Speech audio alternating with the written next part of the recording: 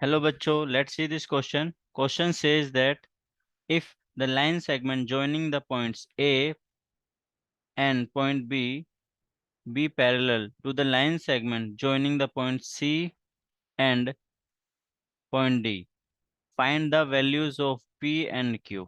अब देखो इसमें क्वेश्चन में क्या दिया हुआ है, A line segment A B and line segment C D क्या है, पैरेलल है।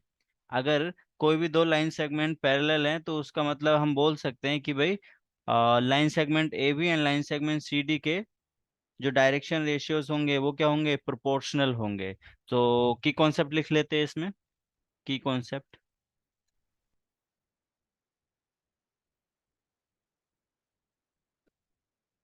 If line segment A B and C D क्या है, पैरेलल है, देन हम क्या बोल सकते हैं, direction ratios, direction ratios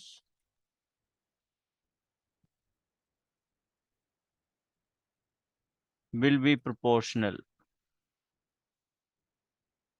proportional, proportional। ठीक है। अब देखो हम मान लेते हैं कि भाई जो लाइन सेगमेंट ए बी है उसके डायरेक्शन रेशियो क्या है, A1, B1, C1।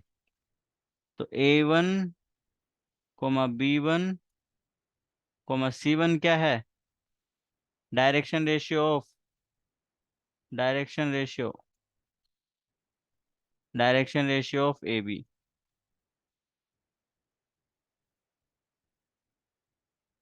And A2, B2, C2, ये क्या मान लेते हैं हम, direction ratio of line segment C D, direction ratio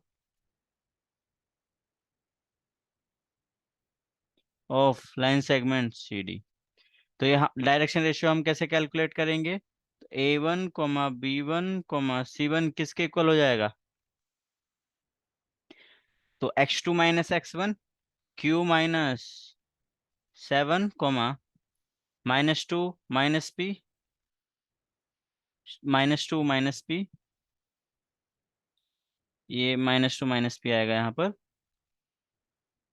-2 - P, 5 - 2 3, 5 - 2 3। Similarly A2, B2, C2 निकाल लेते हैं। ये डायरेक्शन रेशियो किसके हैं, लाइन सेगमेंट सी डी के, ये किसके इक्वल आ जाएगा, -6 - 2 -8,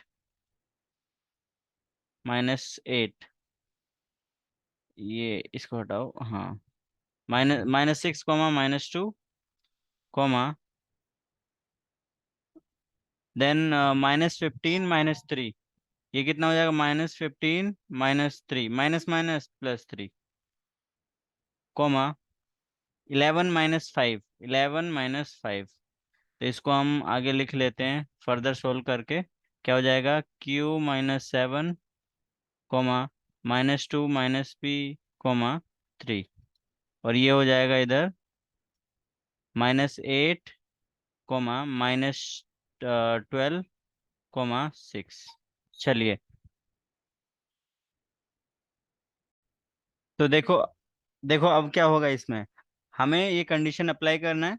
what is that condition, proportionality की कंडीशन। तो हम बोल सकते हैं A1 upon A2 equals to B1 upon B2 equals to C1 upon C2। A1 B1 C1 की वैल्यू पता है, A2 B2 C2 की वैल्यू पता है। देखो आगे सोल्व करते हैं नेक्स्ट पेज में। A1 कितना है, Q - 7, A2 कितना है, -8। तो Q - 7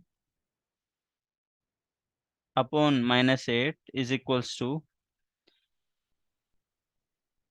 B1 B2 कितना है, -2 - P, -12, -2 - P, -12 इक्वल्स टू, ऊपर में कितना है, 3 है, नीचे में 6 है। तो अब हम Q की वैल्यू के लिए इसको और इसको इक्वेट करेंगे एंड पी की वैल्यू के लिए इस वाली मिडिल वाली टर्म एंड लास्ट वाली टर्म को कैलकुलेट करेंगे। तो 4Q क्या हो जाएगा, Q-7 upon -8 is equals to 1/2। 8 उधर चला जाएगा तो यह Q की वैल्यू यहाँ से आ जाती है 3।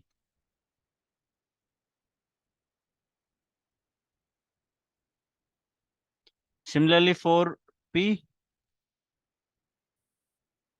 हम मिडिल वाला एंड लास्ट वाला कैलकुलेट करेंगे।